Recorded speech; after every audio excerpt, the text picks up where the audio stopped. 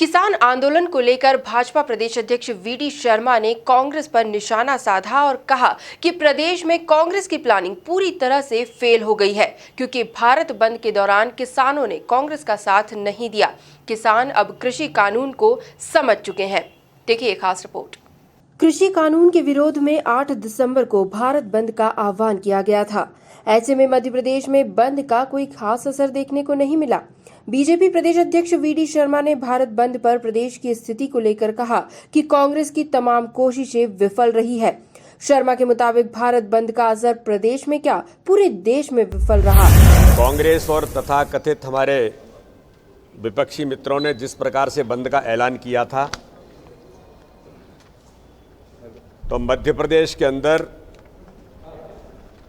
आप सब लोगों ने भी परिदृश्य देखा है कि कांग्रेस का बंद का आह्वान पूरी तरह से मध्य प्रदेश के अंदर विफल रहा है।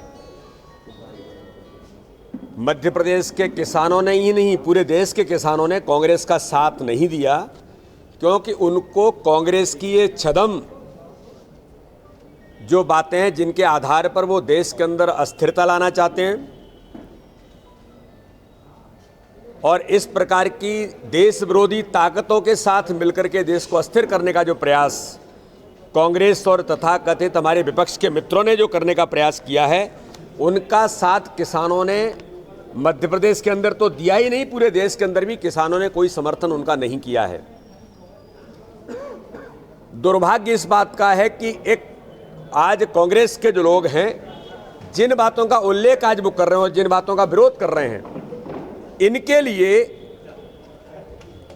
इसी बिल के लिए कांग्रेस के मित्र राज्यसभा के अंदर, चाहे वो कपिल सिब्बल हो, कपिल सिब्बल जी का 6 दिसंबर 2012 का आप राज्यसभा का उनका वक्तव्य देखिए कि उसके अंदर वो किस प्रकार से वकालत कर रहे हैं। बीजेपी अध्यक्ष और खजुराहो सांसद वीडी शर्मा ने कांग्रेस पर हमला बोलते हुए कहा कि वर्तमान में कानून का विरोध कर रहे सभी बड़े नेता अतीत में इसका समर्थन कर चुके हैं। मध्य प्रदेश के हमारे पूर्व मुख्यमंत्री कमलनाथ जी, कपिल सिब्बल जी और भी अगर हम बात करेंगे शरद पवार, हमारे जो बड़े किसान नेता देश के अंदर कहे जाते हैं, इन सब ने मिलकर के भी इन सारी बातों का, अमरिंदर सिंह जी से लेकर के केजरीवाल ने भी इन बातों का समर्थन किया था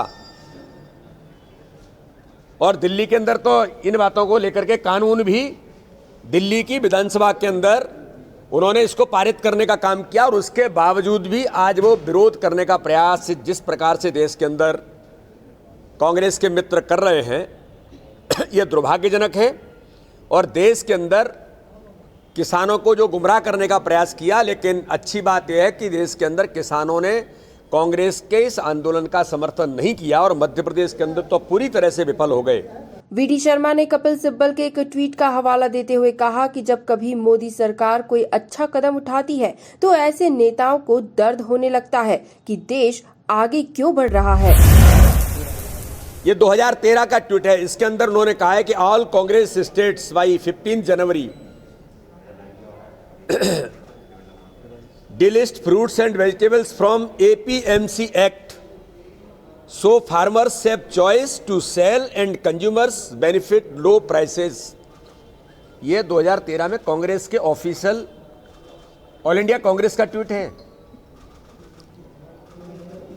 तो जिस प्रकार से गुमराह करना, इनका एक काम नहीं बचा है।